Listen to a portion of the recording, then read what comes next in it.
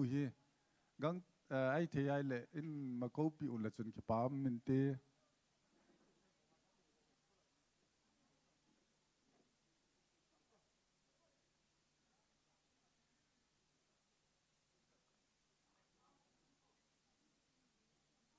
hello hello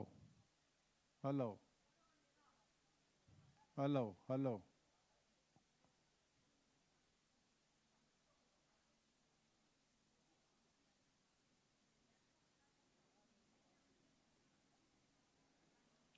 hello hello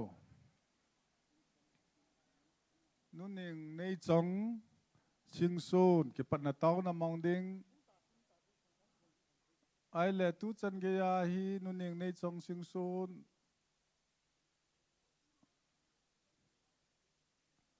amela ke mu hi lai je ni pt ham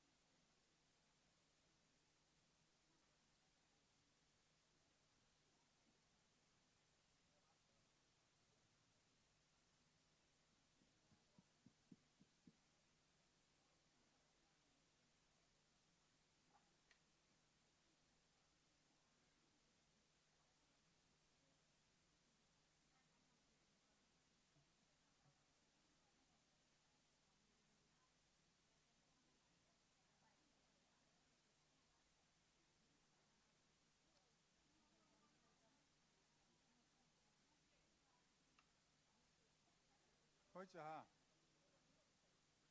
hong tam taw na mong ding nu hi on the way hi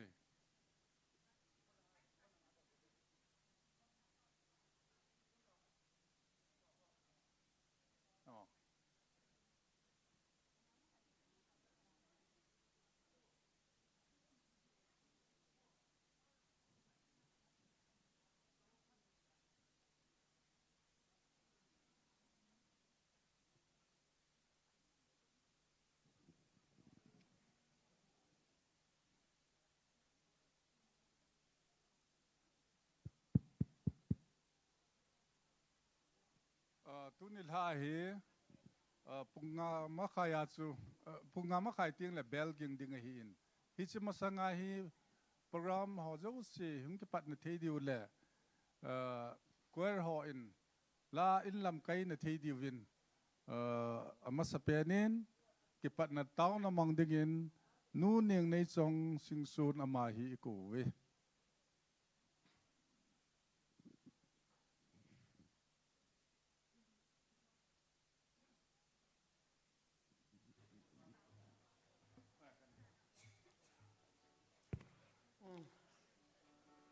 le ki ngô tin cái mà phan hồi dấu sẽ than đoàn này nghe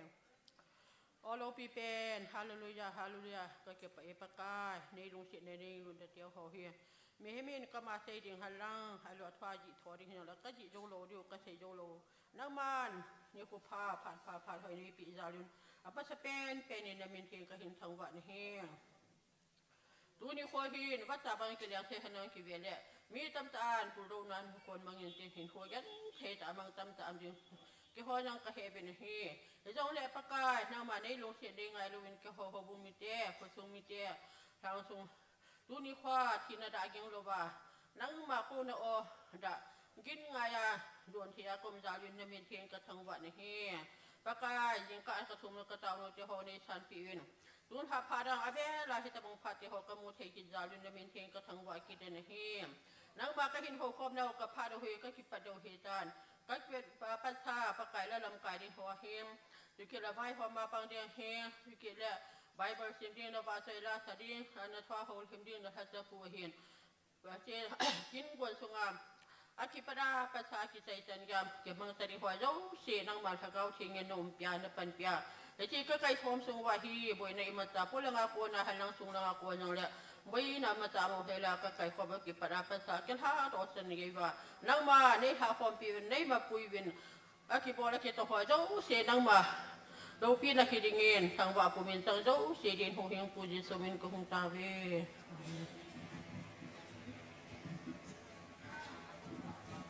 Và xoay la in sa tự đi lại điều hiến bel dòng dừng lâu lại hiến do tiếng lệ bel kinh lặng lệ hình program hi PONTHO na dòng in này điều hiến tu in nu te women department nào cũng na và xoay la lâm cái na in này vin tin cái khom sung hiến nếu hạt các sẽ no men do lệ hiến lên khom tiếng lệ hiến la làm cô li ball điều hiến ithai hiến cái chuyện thằng tiền cái khom sung la sa na hiến lai làm cụ hi không ai xếp nhiều vậy tin. Để cho chun Christmas committee ho din muna ai lo ai là nu te ho koi ta bang làm hi jong leo hen hilaya hi ung da wa lung lu ta lai sa diu làm cụ ki wang hi kai khom sunga hi som hat không ai xếp mu tin. Azo lam tiếng lệ nom tai làm thì ne diu win tu hin nu te lam kai ho in la in lam kai bu lệ ki pa min te.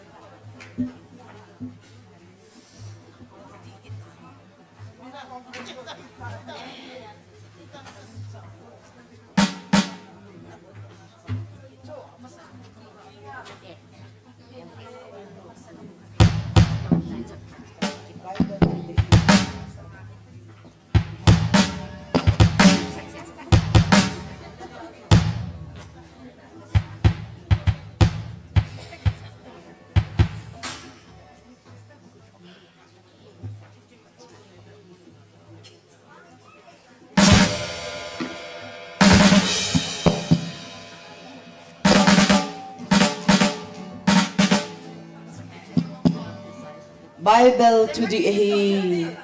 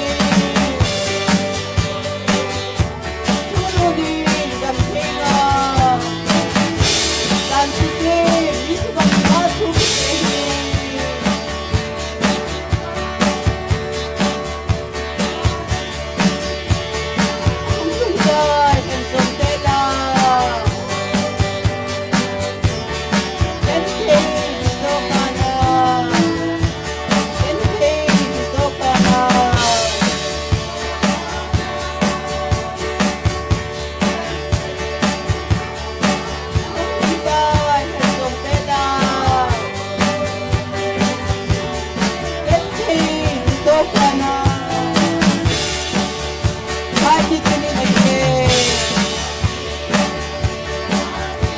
Godong Tinke Isato No Malenadi Kahinko Hinlohe Hinko Hinlohe Hinko Hinlohe Isato No Malenadi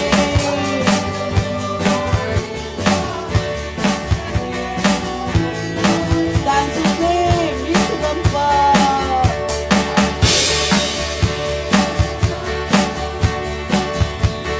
Tuki Pehi Ahumpuntan Yung Tela Kente Hidokana Kente Hidokana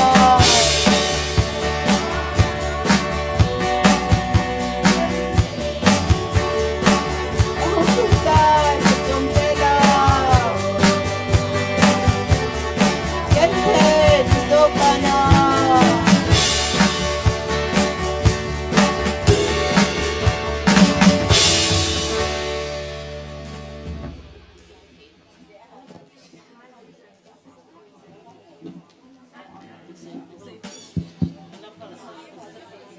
Pathian wa chaila lunglu tai sa divin tim nong kineji Nilhah ACHAINA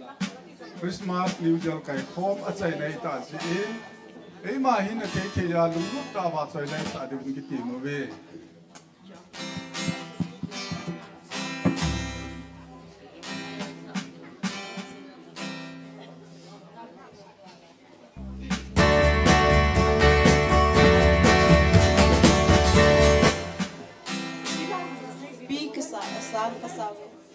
The number zakat som nga lakad hinto daylight kami ay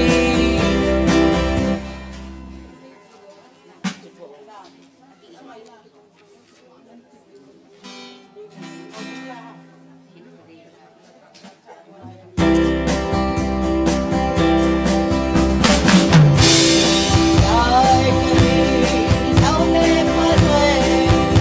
ano kim lojita Imagose kagala dugal ang meze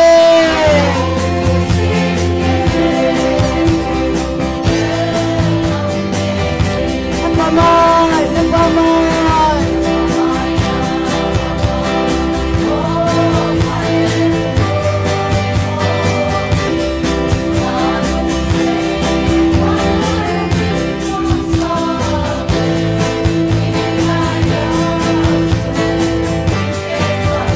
Happy Mom again, only Kanta.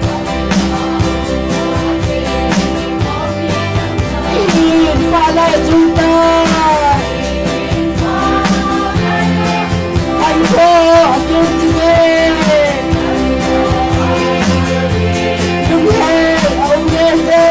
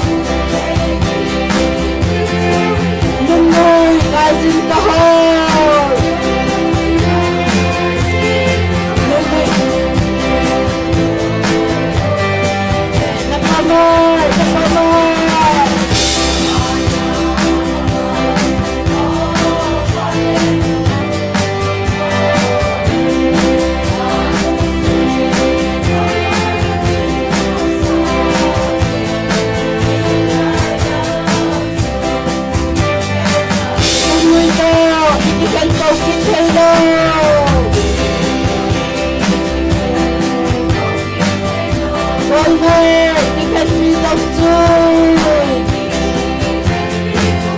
I can influence of Allah.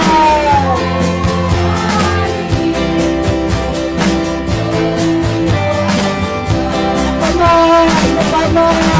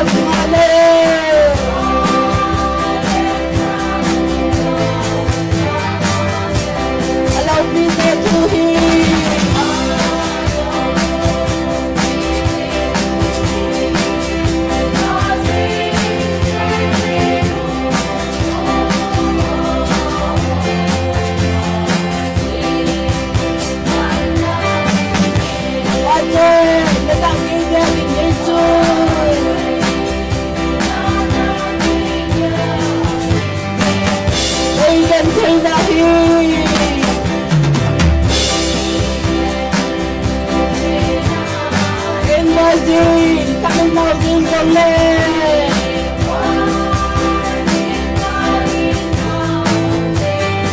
In the middle, I follow loose at the ball.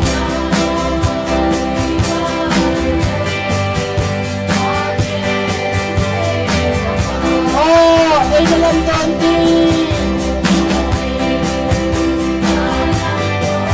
Lungdon, pinisa na baitante.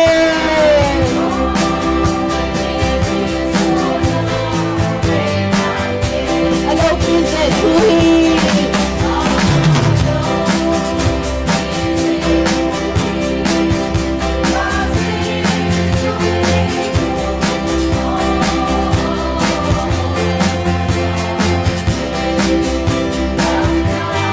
Mother,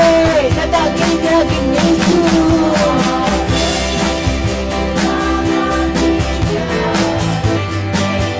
Oh, tumulong Yesu.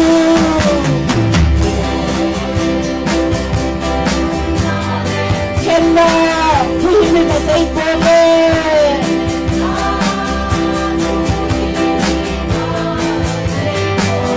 Hotel Mone, kelway na sa ipole na.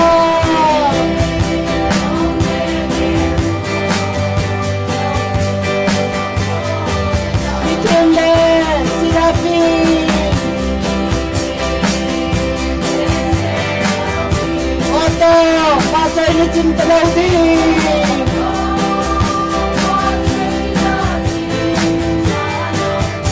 Hello, PJ Queen.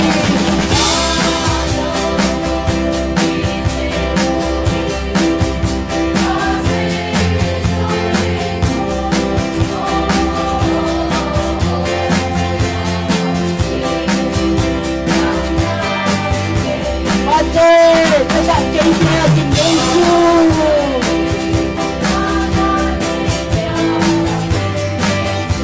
Oh, sumunod Yesu.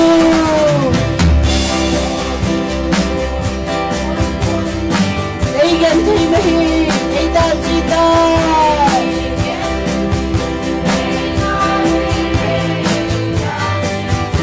Oh, kumalal naman sino na imus kayo.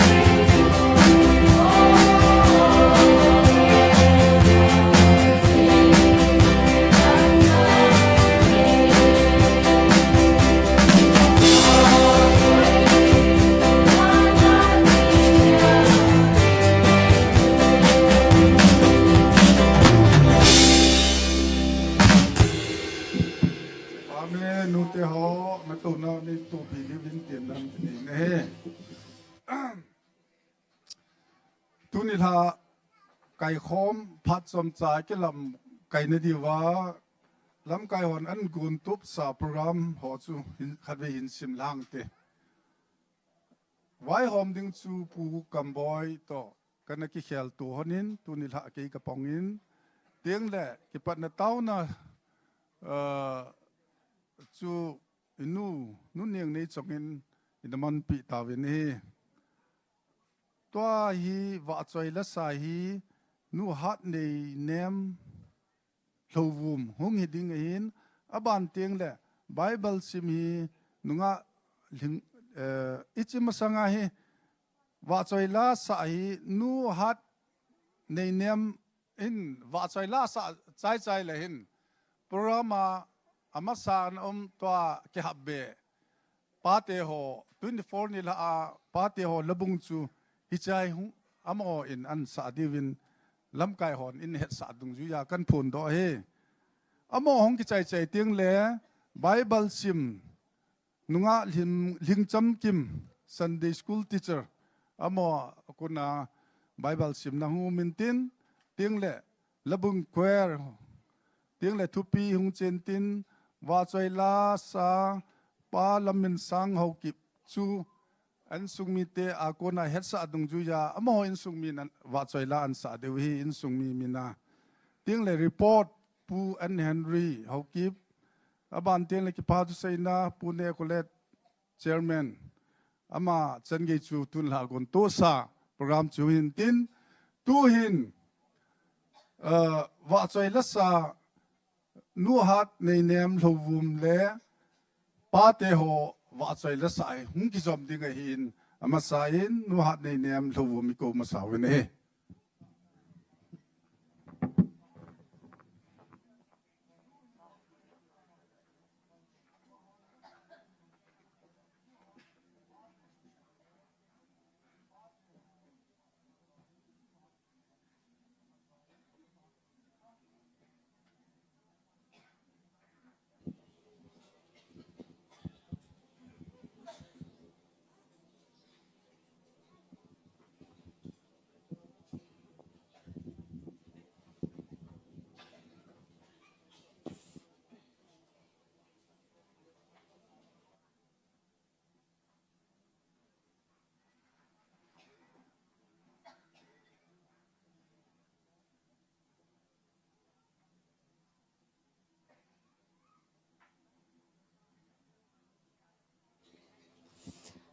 hiện tại bằng phát là phát hỏi AP và mà sẽ bên bên thiên chú thằng bên mình lang chú giống lệ phát lâu pi tại chân sa committee ho chung azong ki phát thu cái hình sẽ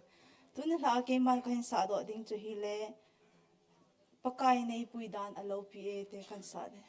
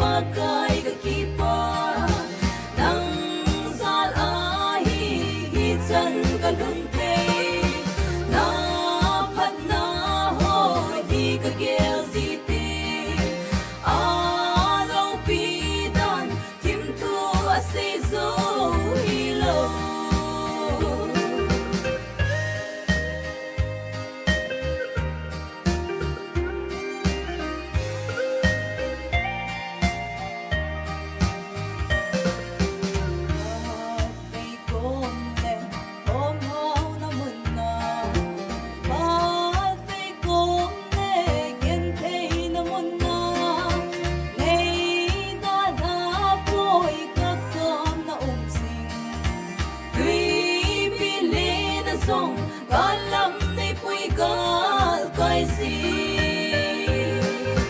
nang zal ahi pakai kakipa nang zal ahi hi chan kalun thei na phat na ho hi ka gel zite a lo pi dan tim thu a sei zo hi lo nang zal ahi pakai kakipa nang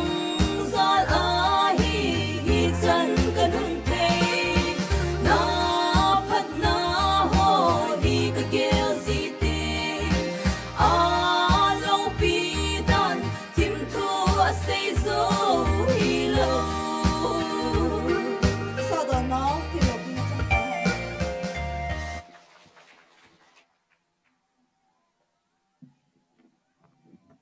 aban pa te ho labung ding do su ke te pa te ho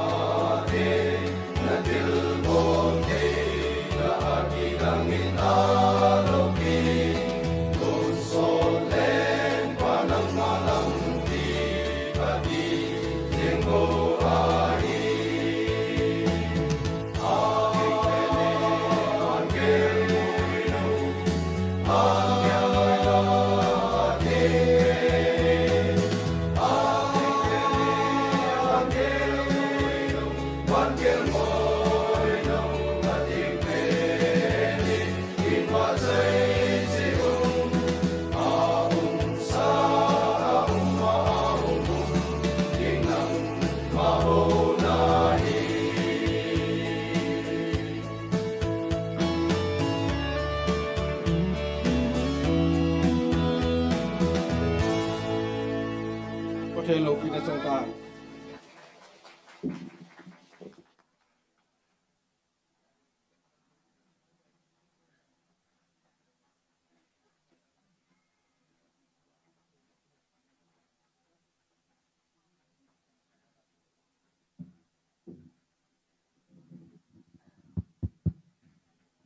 nghe sa nào vậy mô pa me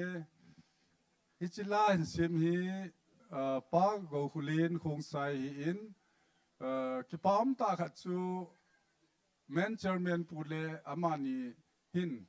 pathin na pe talent anei dung zuin la ngei ta ta in sim pi honin pa tian jong lunglo ten ka gizilwin ngei ten ka sa the jiwin pathin thang vai num halang tiếng lệ amani sunga jong ki pa thu sevin he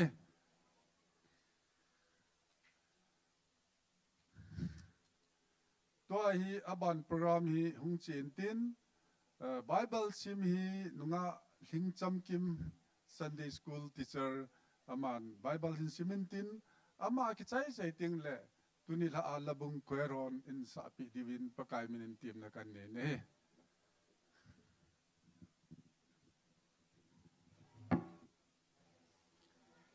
Nilhah kan sim ding chu hi le Jacob bung som le Jacob bung thum chang som la thuma pa chang som la segi chan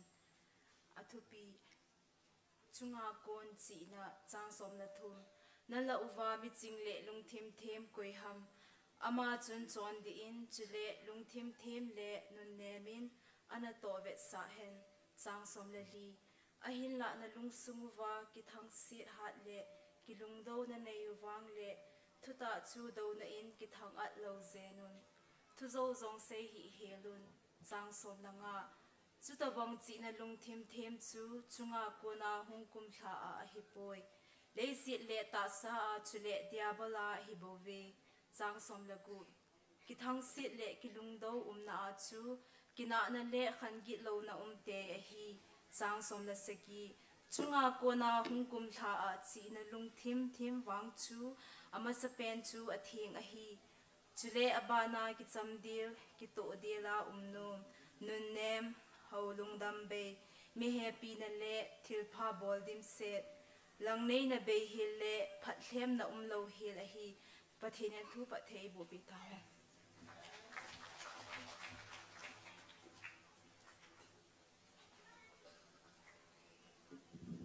te ho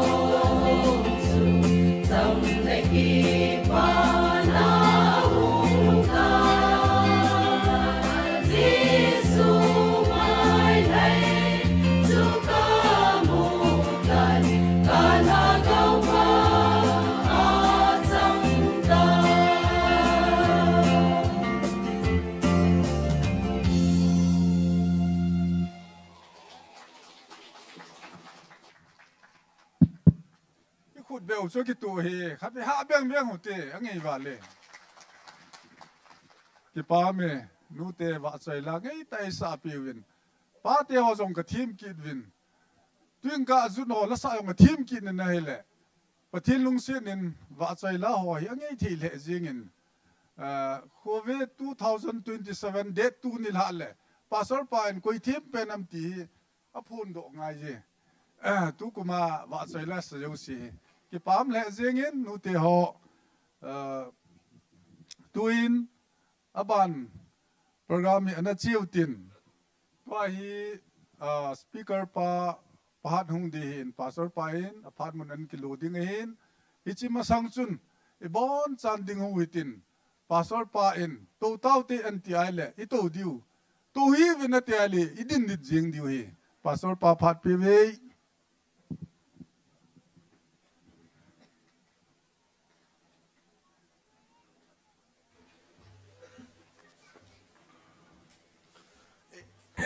Idin sungwin Jesu merhai ka lung sung selva anti ga savte o Jesu merhai jin ka lung sung selva Amin ainul ki dantale ta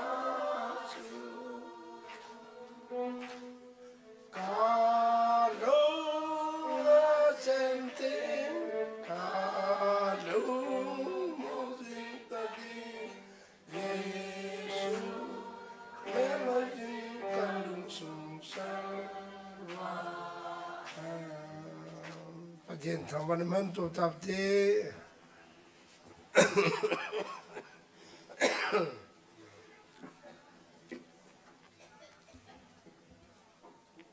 Nilhah to be some lading to had miss a bolvin. Nilhah Kuna le ACHAINA Hunitane he. Kejong battery negatai Kigota.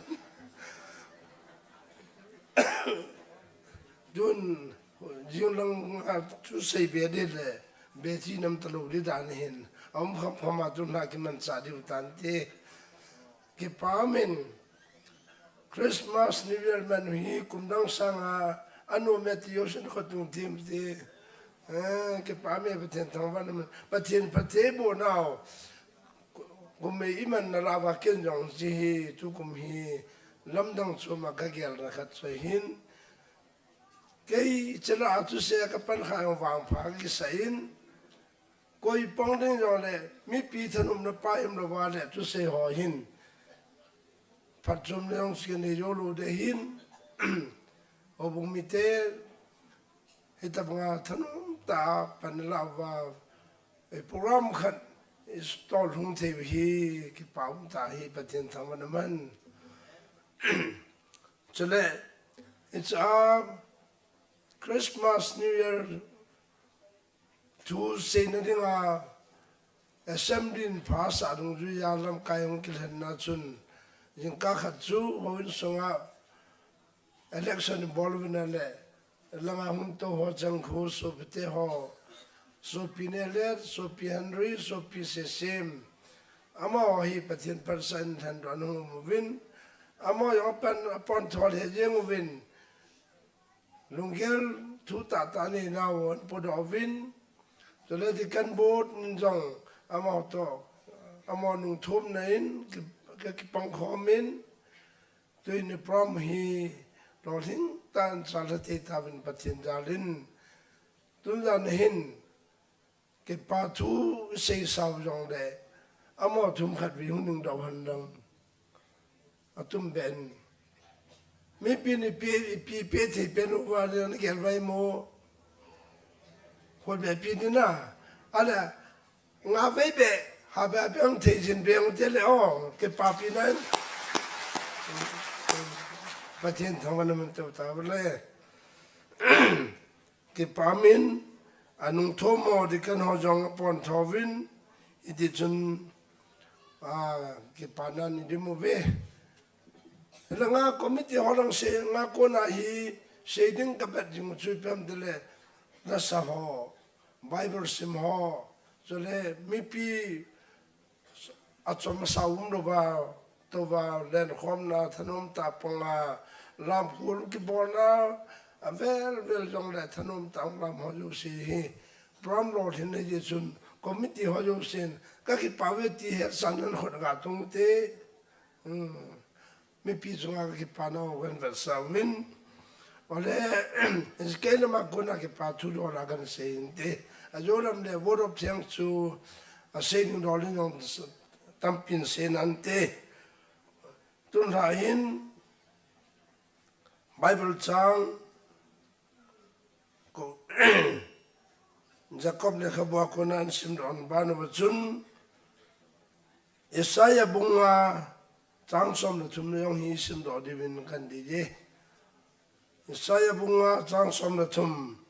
hen ra sam jin kamite su changin chi vin zabor ta ta ne yu mi ho jong gil kelin thigam ta ve ami te jong bon chawin dang chain aki hurwo gam ta ve pathin nisim ro na ba konin pati bu ve chawan lang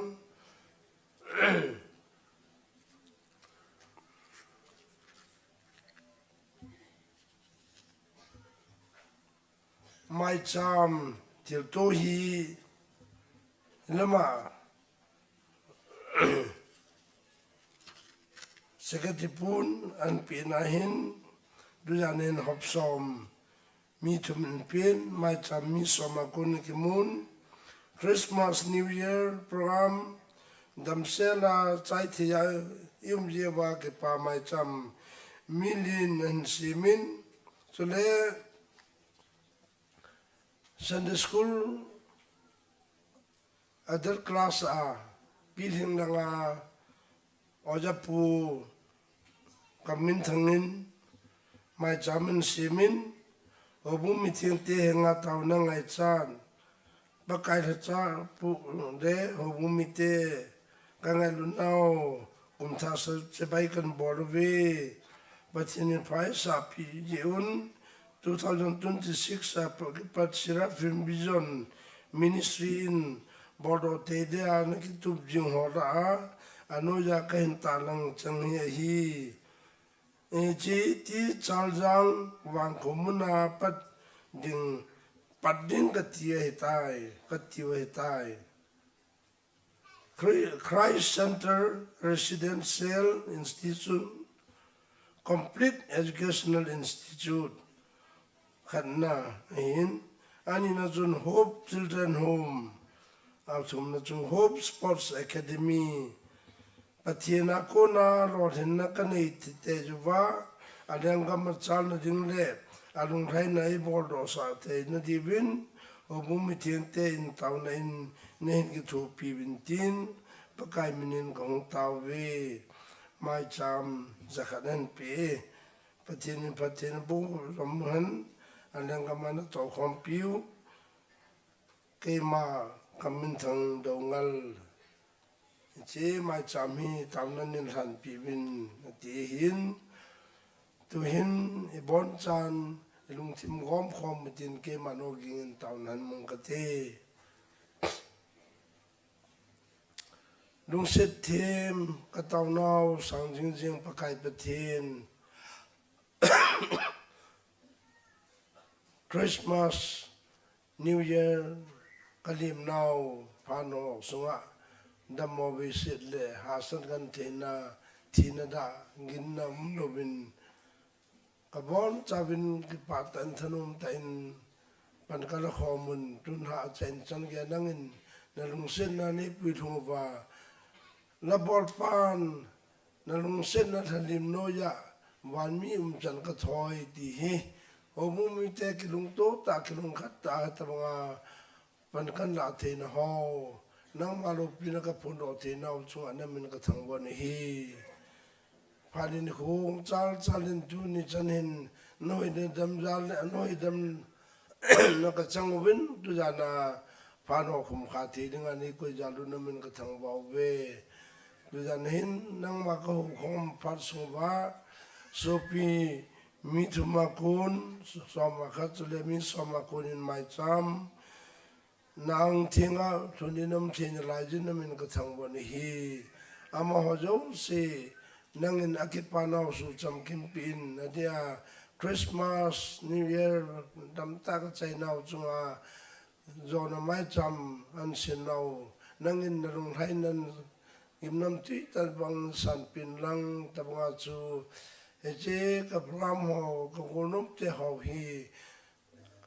agin ACHAINA ba parung thimba jinga khove lam ten yong le hitabanga hi avela THANOM na ke pana khanto na machan ho puma kanaman ke thena ding ba ama ho mai cham hinangin narung hainan san pinge ding ka tawun hi somakhan mai cham pite hon dam sela atona thamna wa jom jing wa khan to na divin le lam phat the bon rangau lam wang bon hop pi jing ding ka tawe sumna pai te bon chan na leng ma ding thieng thong tan nang man mong chan tin na khona kan than ni hi ta so pi kam min thang ta banga to gon thil gon ani na ho chunga mai chamun sim hi pa kai nang in ataw na ho angai chan ho lungger ho na sublit pinge ya amai cham long gim nam ti ta banga san pi a ana ton yo sa lol hin na ma pu yung ding ka tibin ima JOUSE na khona kan pi bin hi jole nei na thua chom cha ke ulim na ding ba hin na sum kon pakai han mo pum de o su la sampuma kong din do hin lungger la sampuma kong din do hin hijong de pakai tu janin nangin na MITE adanga ngai chan na aning khabe hujo ringin na chui lagaw ne mon chan nang ne phun do sen ka tia ya kai na khuna kan than wa thang wa puma pakai yesum nan hin ka taw hi amen tun hain mi pin het thi lingu chu khat announcement din ham ano le ke het sana jong ni beselo seito na ding corrigendum ti dan tin la ya anoi hu bele chun KBC Central Church Salem Sapolmena iti pau hi kumjan nam khanin manohin tu hin tu chung assembly chun constitution assembly ga kinai na chun ji tu hi Hongin kenin KBC Center di Wilowin Central Church CNTRAL ejin yo sewahi Central Church Central hi nale Central kiti meaning sum hin Central kiti so gambe khana ding alai lung tin hin Central khar kiti tian da KBC pom pya ding abu khane tin hin eo chu eo se kiloin center tampium ya chu center wa central ro hi di tu kan tin le HOUBUNG na ko na department na ko na ko yong le iji na kha le chun LAL ro women di hin I lo ali ro wa LAL iman tiun le chung di ro de ti I bon cha wa he chi ne di wa ne kha chu kan su lang hin tin ale Christmas to sim along haina mi hola sam deng han ti tu pin se na ba chun tu pi lia chun koi ho chung ko ta bang chu pathin lung haina mi ho ham pathin lung haina dinga chui pi bol di ham pathin lung hai ting le pi jiam ti ho chu tu sim hoa kunin aban banin se ta ni hi jole tu kum tha denga chu piu na ma ta pa hi nun na khan jo sa thin na ti hi nun khan ati pa hin e pi pi ho mam tele e lung sumu lung gelu i chon nau til bolu e ma yo se he abona cover su ke se hi e cha denga chu nang le ke mi khan ni chevin pum khani chevin di ba chum chum ai bang ati pum khana Kaikhom FSC le khabwa mu bang wa chu ti pum khat ai vang chu aba chum ta bang hibin aba chum mi khat che hi di ba khat che chu hibin ai vang hobung ai pum khan hi ve hin Krista ti puma chu ki khai khom hibin ki khai khom mo chu ti puma chu i be thi ni ding chu e che thin na pa nu na khan ju se chu ne thin na nei tiang le Krista ti ba chu ki khai khom hi ve ti chu i da tu chung tu pi na dai che hin ye chun hobung mi khan hi ding Christian khan hi ding tin chu e pi ham ma jem ding de ama dinga laya tipu kon abe thin ding a password chu pi dam lo laya technology ngai ham pen su password de alo la ID card ne ID card chu e pi dam e card di chu e chin nun da khan na thin na pa chun in selanga hi connection in ei thin na dimin elanga ID password so di mo di to lok chen so le elanga connection zum thelo internet na su lu thelo hin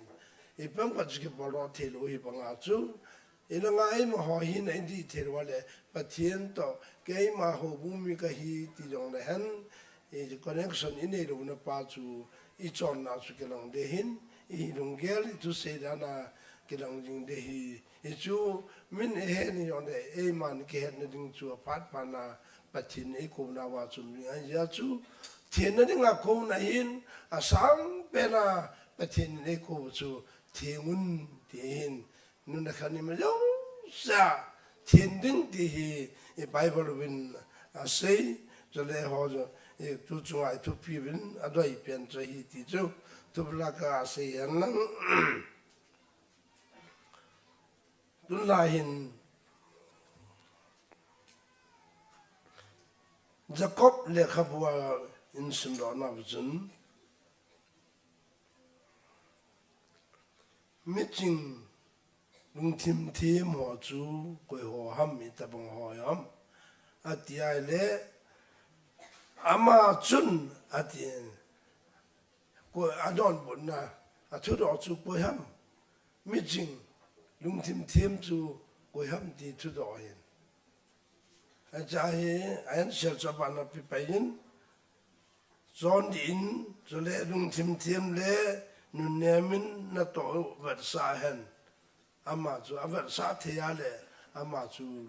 meeting la lung tim mi ding hi atin e je ver sa na ding a chu i ta bang lung ti a chu ama chu i ta bang ho i dam nakaliham asaliham alo le oriham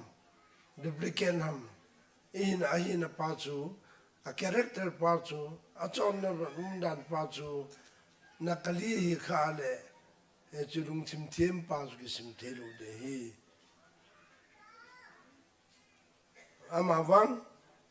anoi lam zu jang pan si su den sim levan som le segina chun born in anil chentan chunga kun na hukum ra china lung tim wang chu tele a chunga ho chu ai ta pui tin jong chai de ponen la a chunga hi he che character ho chu angai chai atien ai character ja chom hin ja chom ho lung tim china hen na ro le ngai lu khan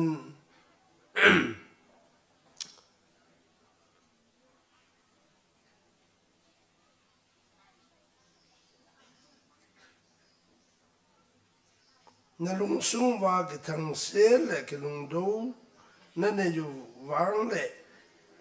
atien he chi lung tim na chu ya mi ching jong chu ya ai wang ke lung do na le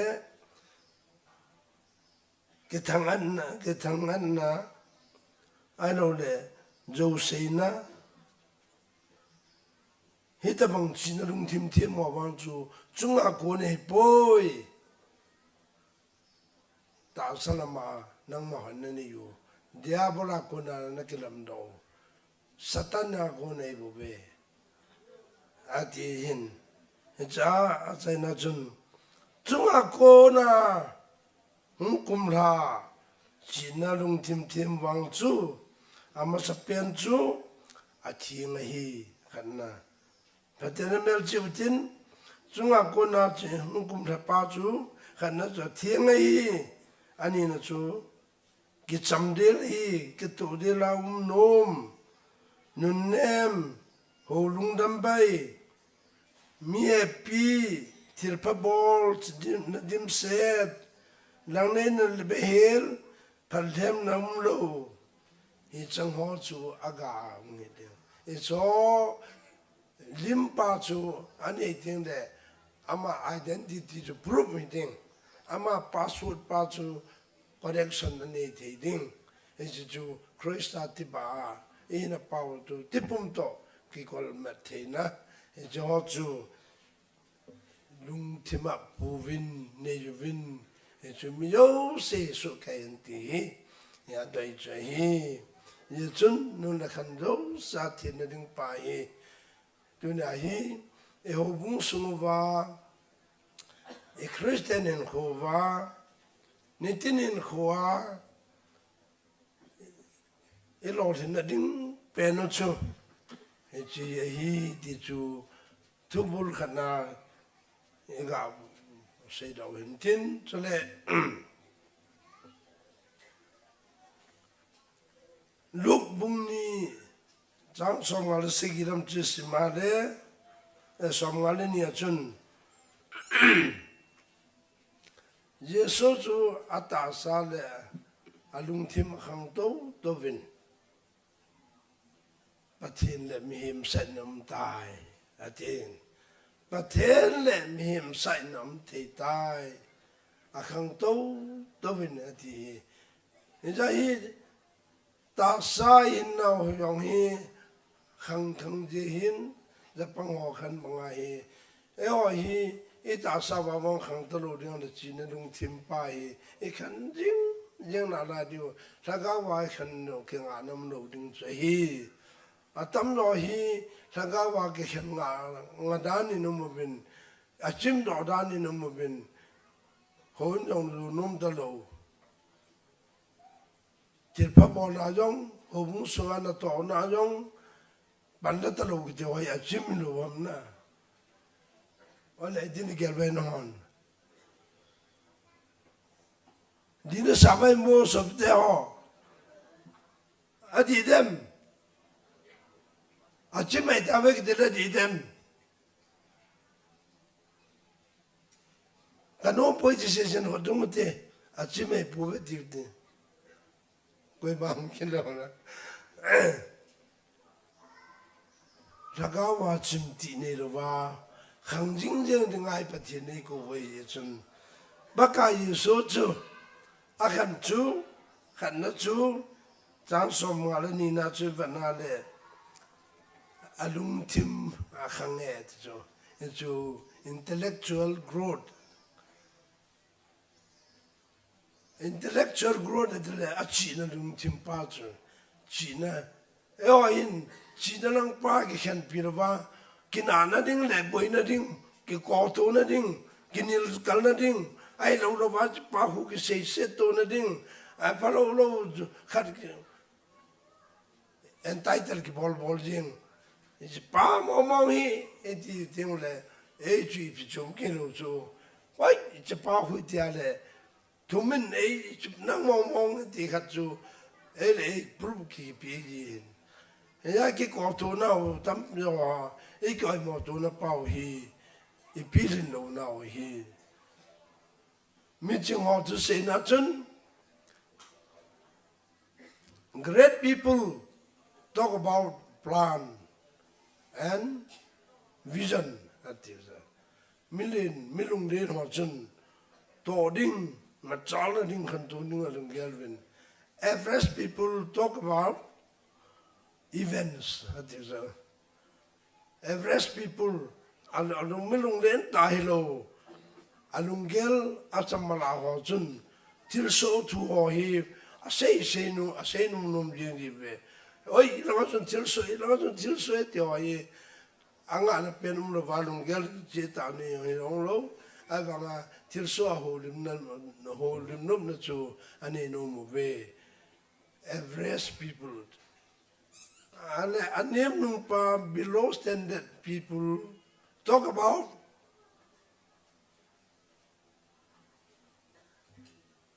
ipiam mi se na mi dai mona mi tim mona mi oi mona ya chu Esaya le khabun simdona wajun Nilhah ha samjin kamite su chang na chi ta ve amilin milal te hozong gil kelin na thigam ta ve dang chai na ki hul go gam ta ve ati tu na hi khat to na ding thu mo mo ke sei lo wa phat chom na ning lama ki ki tir ho to lo wa eki ko tu va samji am ke pui hoi lai am ke pui ik oi nung chim wa ki oi mo tu na ne vai ele average people don't get alwa below standard people are minimum no hol nin mu na e mum jeng wa le e ji chu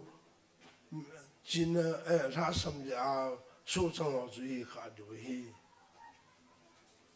e long so wa nun la kan tin na ne wa pa tin ko na san te wa pa tin nga long rai na mi te ho yi wa along rai na mi te so is bol te ngole chi na het na lung tim khan na ma cha na tam bi ju in ko vai accumulation ki be rap ki be che ring ring di ti nen e ho hi mi khan na het tim khan in e la wa khan to na ding thil kha pa chom na kha se na ka het lo dan da na ama se he ham tia e he na pa chu ki ding cha kha mi tu se khan se da jeng tang ken ka het lo an bol ham ki di lung gel khan long su i la wa um thi he so ta ba chu khan tu nom the lu in mi khan in khan tu tu kan se tin la reasoning gel kup thi na i pi se hi pi do he chu ama nang se du na chu ke bol le i ti do ti kha chu study bol ngai analyze bol ngai gel chim ta di ding ngai gel to da da lo wa mi kha chu se put ta kat bol ding ding ti hi mingol ho um chanin hi job ta mong la jun khan tu nam thei pui hen la sam ya mi te so chang ai no chu khang to thei lo wa um ring di ti nei pa yi ji den jar hi ya chu intellectual growth ki chu hen na china la ma khan to ring ding pa ka yi so chu a china hen na lung thi ma khang to win khat na ani na chun physical growth ata salama chun alin challenge mi sang ta pa ni adi thum na chun ata sal la gao ti din spiritual growth la gao la ma akhang chen ye chun ja su kinga dam de la hi pun ACHAINA pen ta chu social growth pathele mi pi de sanam tai di jo ei ma se king elovin ei til ball in a to in dan pa chu mi pin jesati mi pin ei pom ding chu ngai nang yong min na pom ngai hin nang yong mi dang na pom ngai hin ei ki pom to thelo wa le chi na pa khan to na pa chu um thelo hi ya chu chi na le na khan to ding ni e ta sa wa khan to hi yong le social growth spiritual growth physical growth ba chu mi yong le intellectual growth is a growth to more want to aluminum no here tin direct prince at the pa Bible GTM ta pastor pa hin ajain why are we mad we are but in why did God made us but in ever he bol I see Muhammad jo e sim lo no ji piam e sim lo no jo akhang dingai se mo he akhang to dingai se mo hin I khan lo wa le chun ipi ta dam ipi a virus lu ni dam a jung khat chu a mon khanum min dam hoi lai chu na su mo dam ipi chu ane se na chu khang the lom sa pang khat aneu vin a su tanga the mo gun se na khang the lo wam ka tunu ni si tu kum ning kum jo tam chun ning kum chun lam ka janga thana kin ne win kum so mong le na chun anu ka u cho dam lai ka u chun boy na tunu hi akhang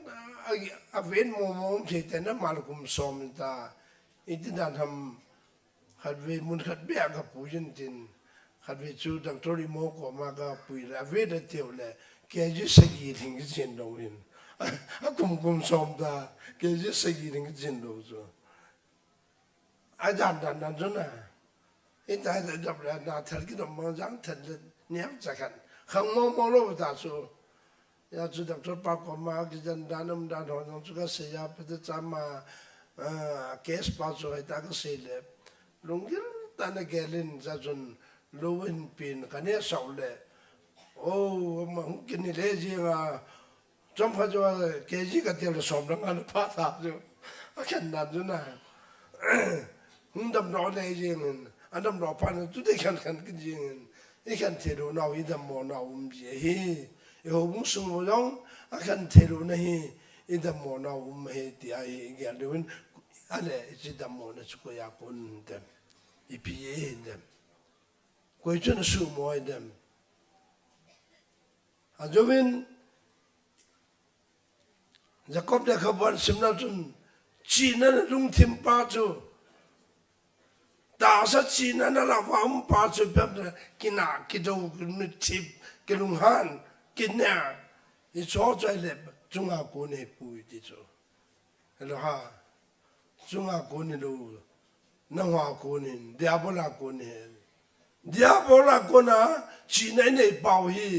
I ha man cha lai chan wa khan to na su mo ding he ti chu su mi lo di hi ama wang chunga ko na kum tha wang chu hi ta bong choi pui cham na ki pa na ki ngai lu na lo le til pa bol na zat ko se do chu e che zat ko ho chu I chin chiu nam I chin jing liu nam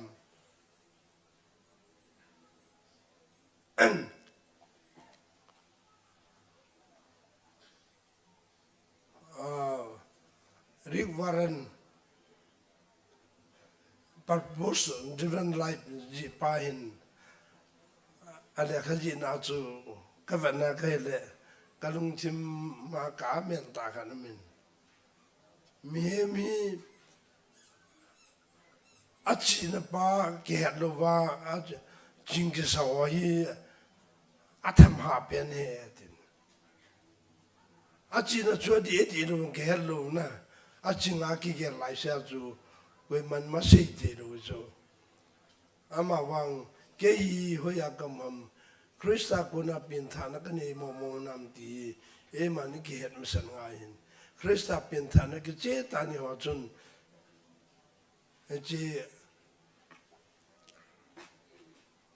character ko ho chu nei de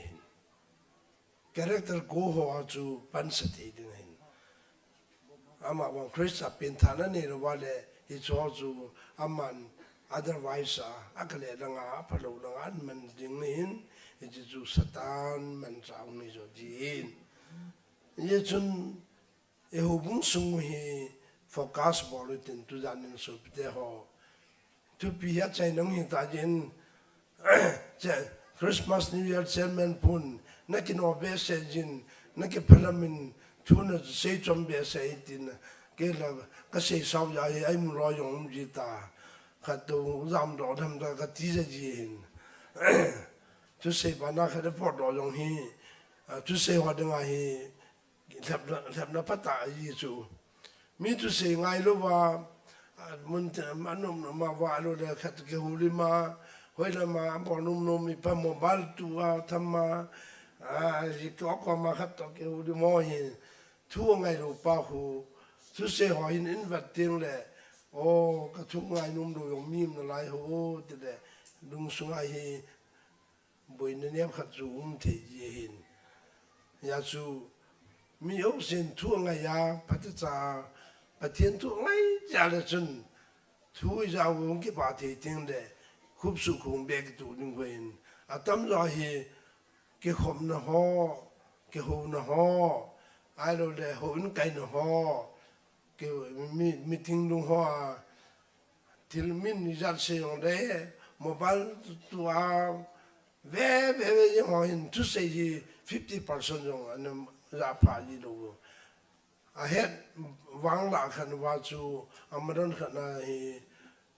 ji pa chu ni tin se ati te na wa hum bep su ji yen tu ke ngai tu listening ti angai in ho in kai ti le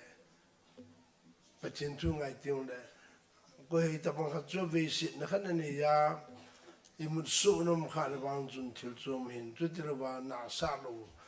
ngai num do ki ti pa hi ni chi i za la wa bo lo be ding kha chu a hi ti yong chu tu kum tha chi pi dung vin ko yu tin ye chun tu ni hin growth khan tu ki ti hi i za la wa hi im sa na di wa ei ma chang che hin dung gel ki khela he ji khan na pa hi thaka wa khan na pa hi nei thin na dinga ei ma hi pakaya ke pi ra ne nei du nga yesu pi te ho chu de lo le mi dang khan a khan ding chu ingela e chu thu pi ho hi ki kan kha sa lo wa le nang chu a kho le adi mo pen an hi kha le nang chu nga ding a virus na hi de tai nang ma je thui na ke hop sa lo wa na ke cover sa lo wa nang ma hi na ngai ya adi lo pu ma na pan kha ai le tu pa tu ai ki se jong na ka se te ki ne hin e tem to le ho bung sung khan to na pa chu a de dia na pan kha ki ding chu ti ya num ta hi ya tu hi tu ya na ki hop sa tin tu kum tha ding ha plano action e ma chang chi ding se ta bin in kalamin to gun thai nei di se ta bin lungel thai khan to na ding wa chun mentality la ma jong ni khan di nga ye intellectual growth physical growth spiritual growth social growth ki ti hi a chi khom thi lo wa le chun e ho bung sung hi a pi thing po la ye ti ding hi e khan to na chun alimin ding chai pon pakai hu ka se a ding a tin pakai son polin pakai hu ka sa ding a e ho hi khang jing ding hi be ti chu se hi ye chun tu ya na hin ka ngai lu ta ho bu mi te ho a che sa phan nung gel tin nang na ke e ma din mun che nung gel tin malama hi iti kal su no wa e ma hi ki khel the tin de ki khel na pa chun ho bung su ai dam na thu te dham ti lungil ta ngai to nga yin koi ko ma ke lungel che ta ga se le dung dong chai di poi ama wang e ma ke khel the na dung din mu khanum te de hin koi ta bang khat chu mi se sigun set na hi kha le lai chu o kan he them lo hin ke pi mi ka se sit wanga a ke ma cha hello pen mi ka se sit e ma ki ga ro ngai chu na mi khat na to dem un ke ho chun I pina bol lo tem na til bol chu mi da ho ding a san thi mo nam hoi mo nam na lung gel cho hai lo wa le ao ka se wang ke a jong hai di lo wa la the ban ke lo wa ke ni pin mi ka ga dem o ka nga lo wa ho he ti an e ma ke ya tha e chu cham na lam pi jo su I zo ngai hi a chu ti lo wa le ding chang mi mo la hi na ke khel lo wa mu chu hobung suai cho ta pong tu dam pim tin le hoya ba cham nam dam hoya ba khan to nam dam hoya ba thil pha so lu dam ya chu hiti hodol chu Philippi bung ni dam ba na le hiti hodol chu lungel ne yun atin ye chun ACHAINA dingin Philippi bung ni sim dau tin tu jana chu pi plus ka pornomin Bible choi vale Philippi bung ni nei ga sim dau te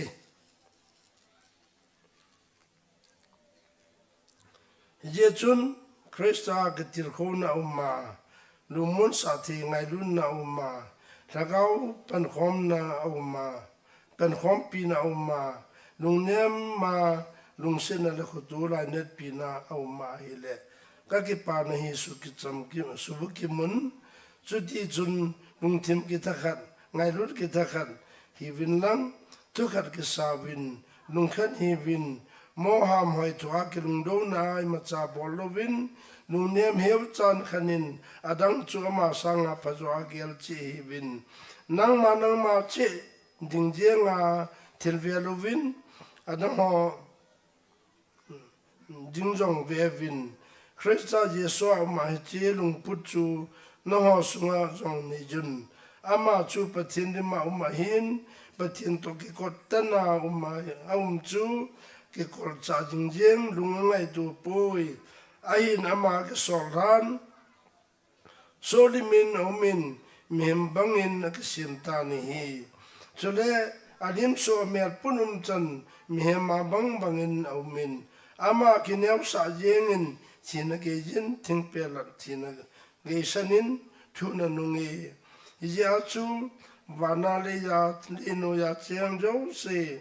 la bonta Yesu mina adil suna dinga chule Yesu Krista chu pakai hi ti chu ba pathin lo pina dinga le JOUSE na phun ro dinga pathin in sa ta choi sanga chule min JOUSE sanga min chunung pen ama pi ai tai isim do no JOUSE le ise do no JOUSE konin atu pathin in patibu pian lang e ho JOUSE tu kum mai kum tha hi Itupi wa se do ho to na hi e ga do te chen ding win pathin patibu chi ta han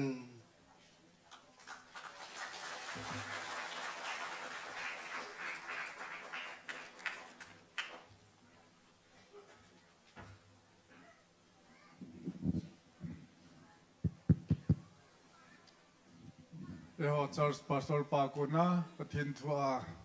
eitil khowa tengle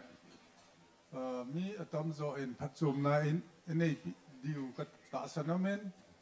e chunama chunga jong pa thu ipongwin pathin in mang cha jing ta han aban program na sal ki nu tin to hi Parliament sang ho kip ti wa choi la hi amo in sung mi in an sa diu hi aban ting le avela ke din dom telowa report hin piting in pu an Henry hi abana muding pai ding in tim na kan ne Parliament sang len sung mi te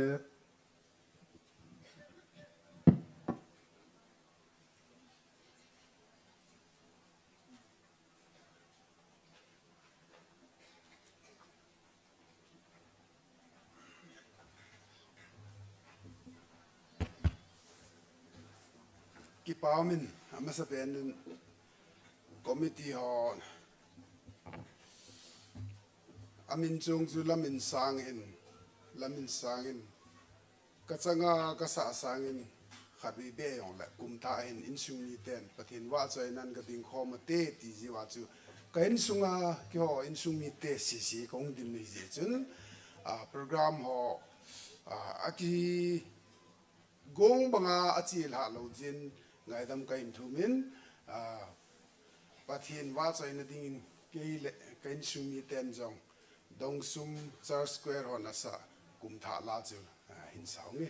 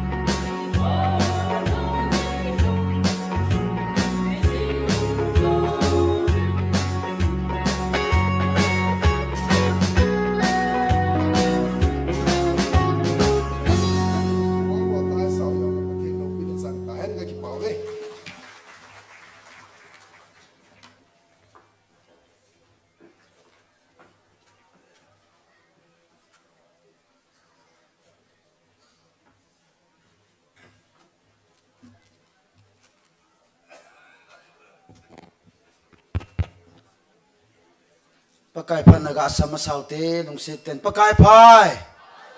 ha JOUSE kipami pakai pan nazalin tarik som thum lakhat zana panin tu zan achai ni zan chan ikigun program ho JOUSE buin lovin pathini ema puivin tu Nilhah azong Christmas apana ikiman sa na ho chomlam ta report pe thedinga pathinin ke yong dam nei pia hubum yong dam nei pia wa tu Nilhah achai Nilhah hitabang phat mun te holu thedinga kaum zen masapenin phan man tam ta epiu pa pathin thangwa na ka hin pe nahi pastor pa in ka o ka ki hol mo in ka wa hevi ati dan hile ke yong ka o ke khat ka ki hol mo in ka o ya hevin ji chun akichi lo nom kha jong le lungsi tanin he thim devin pakai minin tauna kai nei nahi chuting le ke kong din nahi report hi in report ni kan pi ding hin chiu ting le phun nom kha jong ahong omin chia chu thum item thum kan la di ji hin aning ka detail in sei lang phat jong hung sau de ji chun lungsi ten hobum mi tion in he thimun lang achom lam lama kain sei di hin tin detail wang chu restaurant patichan au me ti to chun kain sei he masapena kain pi ding che hele tukum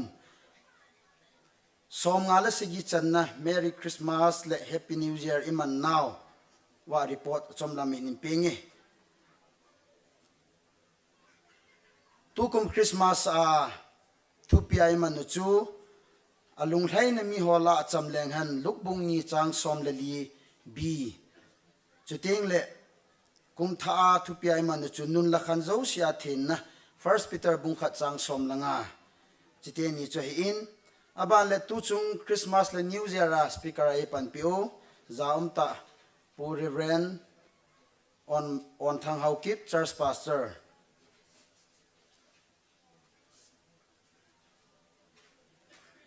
Christmas le New Year hin tu chunga hin Kaikhom ne hi agomin som wedding an hin la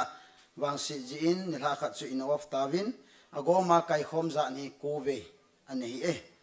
chitolon chun thupi ki sei do za ni kove mama an hi Christmas le New Year sunga Bible chang ki sim do za ni agomin som ni lagu ma hi Kaikhom sunga wa choi la hong ki sado za ni som ni la ko hin chuting le wa tauna ki mang do za ni som ni le ni ve hi len khoma pathin iwa choi naw wa choi la ki sado za ni Christmas New Year agomin zakhat le som le gup alhingi nei chichu tu Nilhah izo chan ge ya iwa choi le sa upuma ki kaun hin zan langa len khoma dinga pawang hi chichu ane izat ki sado ding ti chu ki hanai lo hi ji chun hi chu ani ki kaung tha theinai pu ni alhang pin church pastor pa hin phat mun hi minute som ni to som thum langa ki ka hi phat ki tup chen en eila api jingu win hi achain en Christmas to do la hin alhang pia Christmas le New Year a mi pi ki khop do za nu alhang pi in mi za segi to zaku ki ka hi kai khom na chapang ho pumin mi pi ana chiza choni ki khom do jingi hi chu Christmas chungchanga record chomlama kain phone hintin ani na hulu pai kileng sumla pai din mun na hin izon ka se bangin achomlam min hin pijing kating phat ki no ji chun pathin lung sen in Christmas le New Year la hin sumla pai donna ti chu member fund chuting le donation ti ho in bolwin abanin khovelna Christmas New Year chuting le thil le lo unkitu ho kizua sum kisu yo zo si chu income hin income OB 34,050 pumahin agomin lak sagi to sang som gup le sang gup to zani to som la gup 7,66,216 hi tu chunga hi pathin lung se na income imu che hi tu ni tha chan ge expenditure che hi le Christmas New Year tu ni tha chan ge ya dinga expense hi le lag li to sang som segi la sang li to za segi to som la ko hi abanin tu to case ine yo hi lang ni to 2,76,542 hi chi chu tu case ine yu cha hin ahin la jing lam jong le hol phi na hi ne le cha ho ai lo wai le thil tam pi hung lu na lai ding a hi ji chun ACHAINA final mong pa hi HOUBUNG assembly meeting le ditira ini modi we ta in hi ji chun to ka sen ba na chun athila hin Christmas New Year sunga hin thila ani ke mu ho hi mai san au ki muin mai pung hin call chu an kam chuting le copy ane ki muin cho zo si chu sum ane ki so in sang khat le za khat le som khat hin izo total income na chu chong chu zau tha hi ta in aba ni mi tha hi nilha khana kishorin an pi puma se packet som la thum hin gate cho masani ki hom do in nga hi om na lain tu nilha ting le cha te mi pi wang cho chan lo dong la cha te naw te ho hi tun la chi mi tha yong chu in hop diu hi ti chu chom lama sum la pai din muna ka hin se hin tin athum na kan se nom chu tu ni vai jong chun function chairman pan an phung ta jing ni khu pathinin phasa ni ko phai ni mu wa hele ni khu ting le iki khop naw hol ho hi tai kwai den the ta lo ja chu I phe diu hi ji in na tong ding ho tu jing ka an phun ho chu tham cha khat avelin remind kan bol no min jing ni kwa thakun ding ho cha khat na to khompi committee ho zo siong hin tin aba le sub committee ho zo siong hin tin HOUBUNG tu cha hong hin tin aso song hin tin receptionist ten yong hin tin chuting le ngai lu ta cha te naw te tu te o BYD ho zo si hui ding a hi achung chu na atuma ngai chat a hello le de sa tuma hin mi phabe pharong ki heng doin tu ni chong ki phung ta ni jong le via anazalo akai lo om kha jong le ti in avelin kain phon do no mi akhat na chun pa tong min thang hau kip salem pu dem hau kip gen or lim pa jang hau kip gamnum supermena pu let boy vai phe salem pu ngamlun howum bolen pa thang min lun vai phe pa si kamboy hau kip salem pa lam hau kip gens gamnum supermena pa thang min se hau kip em sungpi pa on hau kip gamnum supermena pa sei min len menwa committee pa segin menwa committee pa sat mang menwa committee pa jangin menwa committee sting le pa khup lam dongel menwa committee chungchona pa sei min lun hau kip es khazang nang ho cheng chu atuma committee akuna ngai chat le de sa tuma kundinga nge na hung kine hin hiji chun lung se ta in boil he jong leven jing ni khoting le to akan phun thakon dinga ani kimin pha zo se chu pungko ma khai le hoin mun thun go tin pung som chat le na to na taw na man na ini di hiji chun boi tin lel he jong leven hi chi pha chu lap chi dingin pakai minin na bon chawin tim na kain ne je tun ha pha chom cha kain la na sunga se khiam le ki ngai da mutin a hling lal am jong le phat hom thwa ki no be se ja se ling lo tin nei la pi win ti chu ACHAINA kan se no mitin ka ki pa e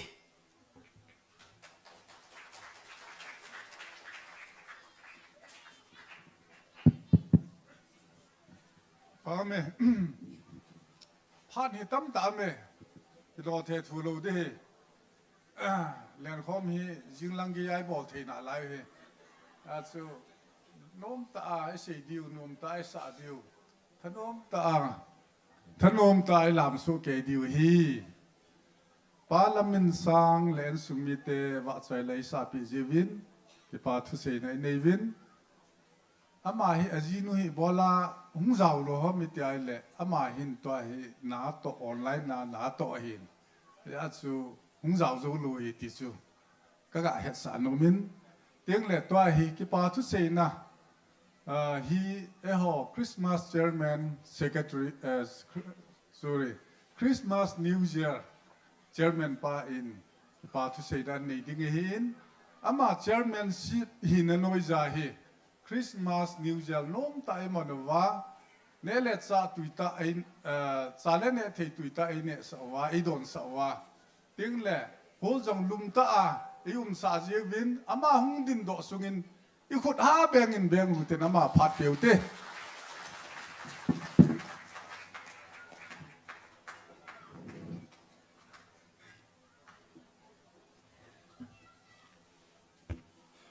Amin tu phat san ai pui wa hat chu nung pathian thang vai nam han lang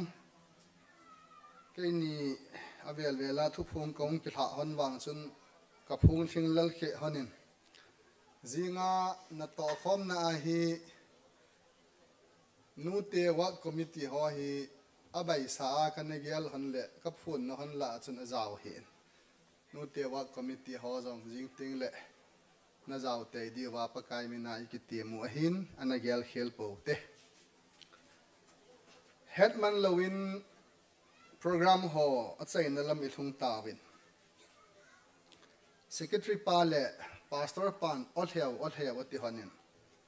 na ho phat na hi PTM ka hapun kan neu lai chun ko o alheu thei ji hin otheu ho o cha na chun alheu na dinga ka pen jong la theu ji hin tai Christmas New Year hi itiki manham koi macha all heo yong ka he khatlani to anom jong lela ka het lo hi mai in tin masanga wang chu Christmas New Year phata amang ho hi akichai lang le o su gam ji lo ta hi je chun all heo thu chun yau khat ka ga se ai bo we tu ni chun Nilhah langin len khom ki chai chun ji song lunga ka ga chile ka chanu athum na nu ama ho a skin boy ji in doctor thangja mang ko ma ka ga chile mi zat ham khat support me na ho chu ji song lunga ka ga ki su to wen ale ji song lung te chu pi bol wam te le nal ka sa ta khat chu sum jong dong lo HOUBUNG in sum apodo oven mi pi an ne abol pi oven keyong ne sa te di ego oven ai wang chun Christmas chairman khat ki hiya hilaya ne khombon ki bol lo mi HOUBUNG a ki ne da he no ta kan ne lo he phai sa wa le khowei lang le e hon jong HOUBUNG mi pi hi sumla pai dong lovin kum khat be an ke ne sa le ka dei e hi in HOUBUNG lam ka hon e vet daw yong le chuti tan te ka gel se ho ka hi abanin ki pa thu sei na ding a hin ka pat na sangin tu kum committee ho ka ki ho na hi le ka sei jo si chu khat cha e no pi hi win sa ne di ka ti le nom khat cham lo hol sa lo di ka ti le khat cha nom lo ai che pha chun ke hin ka lung thima hin thil khat ka gelin to kum hi thu pi hi agree with disagree ichi pi deu he I da na ta khat jong hi nom thei ding ai ki gel deu he a chutti lo wa hi le ke yong hi ka pan hi ka kisi le yeng e ka ti ari chu ke thanop na le ka de jo se khat cha e no pi lo ai wang a chu hi chi thu pi mang cha a chu ke le ke yong hi ka da na jo se chu thanom ta a ka pan he ti hi ka ga sei do nomin milong upa khat hi a thang pi a milong ho khun ui sa adu hi ji chun ui sa tui dan hi na sei che de he ti wa a ko do wa la sei che ji he he tu ye sabe se yengin ui sa se yam hau bini ati kin hi chan bo chu ta ma ti ke wa la aban kin yong yam hau bini ati kin hi chi ta bang chun a sei thing ji dan hi hi zong le tu kum pathin lung sit na ya la Christmas le New Year I hin man na ho hi ka ve na hi le ki pa thu hi sei zo ding in ka gel poi ki pa au mong in hi chi ho la hin aman pi zo ding hi le ขัดสาฮิปิโจดิ่งกะเกียลปนอาหินละall in aban banin hung cha ling ka ting ki pa man ki pelo di hi jong le kam chang be a imin pha lo u le thing lo de hi ji chun mi pi ho pan la dan hol sa na a ni thum ki zoma ki ko na hin a kon lo jong boina ji a hung kon lo jong umin tin atam zo hi thanom ta in hung na hung ko no bin a hi le hol ho jong hi hoi ta sa do nomin hi chi hi na ho za la hi jin na ho chunga ki pa thu ka sei ne hi aba ne hin thil hin to phep khat omin ama ho hi oje pu angamin jong camera khat hin to in chuteng le kangpu pia hemin goite aman jong hi chi media langa thil ki mang ho a hin thil to na anejin chule mot bunga so bi paw hi in ama ho jong hi hi jong le ama ho chunga ki pa thu isei do ki de bin hi chule hobung sunga pathin phat thei bo na zala mi pi le lam kai ho kinep pi hung changa sumle pai din mona lungdon ha sat na thut na ana ki nei advent christmas ki man ni kho a ani ki min pha ho zo si keijun inzole sum hi tam walin tin atu diu zat hi sei pi u te ka ti le kaloi ho hin iti cho agia lu ham keisi cho ta san lo ham ai lo le iti lau ham chu ka hepon ka gial bangin a limit ki sei pi lo ho si si hin sang som ni cheng sang nga cheng a hin pi u le tu chun secretary pa report chu ingai tawin lak ni wal inei na lai win jing le hol phit na hin yan ham khat ki sumang jong le lak ni lang chu hung sing mai the hi he ji chun sum hi nang ho ha pan na lal chuting le khovel na a christmas a hin new year a hin thanom ta a khovel na a hung pang ho na ho zo si ha pan na ya la chu in sun tin i chut na wa hi igel sang wa sum la pa hi hung tamin hi chun na ho zo si chunga jong ki pa thu ka hin sein hi mi pi ho jong len khom hin lam khom na hin ho khom na hin hol hi dim set set in ekai do obin hol i ti ki sa hen lang thu pi i pi ki sei hen lang i pi lam kai hon gong jong le mi pi am lo a hi le a lo thing lo a hi ji in i pan na ding dol si over hin i pang hoi so ke even a hi le mi pi ho zo si chunga yong ki pa thu ka hin sein hi chi kalwalin jong to na ding jong chang lo kho ma apam langa uma wa le le a ading le le ho jong umin hi jong le amun le aphat to akito lo ta je a chu ni ki ngai thiam diu hi mai in tin aba na hin phat chang ho hung hi ki din program min hung chong ho committee ho hin speaker pa hin eti chun ema pan na dol chi a kitup ta in pan mun i hin la so ke evin a hi le no ho zo si chunga yong ki pa thu ka hin sein ade se nin pa pau sat hi tarik som ni lagu jingka phat sai tauna chu ama a hi ana uma hin 24 nin aloi nu thing ne min eina dal hawin hi jong le hobung le mi pi ho ngai lut na zalin lunghem pum hi jong le aphat mun ki tup ta hung lo na chunga atum taina ma chunga yong ki pa thu ka hin sein ka hin min pha in hi sto ke thona chun kum tha a in sunga ki pa na lungmun na pathianin hin pe mai in tin tu hin committee ho si chu hi le hobung hon tu ni su na chun ki pa thilpi hoi ta eina pe tawin ina muso ke iwin tu hin secretary pa le treasurer pa hung do honin tin hilanga hin ke hon jong sub committee ho chunga hin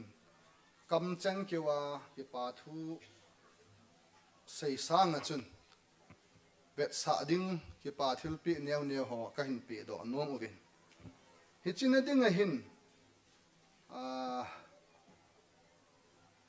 มิวสิกงาหงปังหออามินหินเซลังสาววาลเดหินสดวาลเดหินมิวสิกงาหอจงหงดอกวินลังนลอยนกูลหอหินกิตติบวินลังมีงานฮิวินอาบันเลอาเซอร์มีลีจุเลเมีดียมีสกีลังหินหงดอกไปเลี้ยวจนเก็บป่ามินเตก็หินมินพะหอ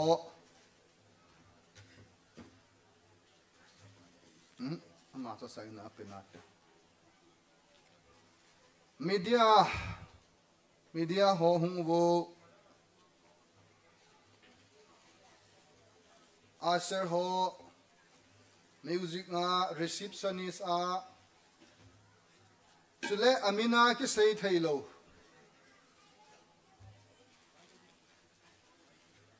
จานกีน่าคอมมิตี้อาจาวโลหอจงเอ็นนักโอปิวินลังจุดเตียงเล่นาวเตหอกอลทังสะโฮมหอเนที่โฮมหอจงส่วนนี้ก็โกฟอมวินลังอินจุดเตียงเล่นั่งหอเสียตุไม้หงดีวหินอาบันเล่หูบุงตุจะหอนูเตหอเลนขอมจงหูขอมจงจาวเทโลมามีปีดิงานาหินตงาหงกิสเลลหอ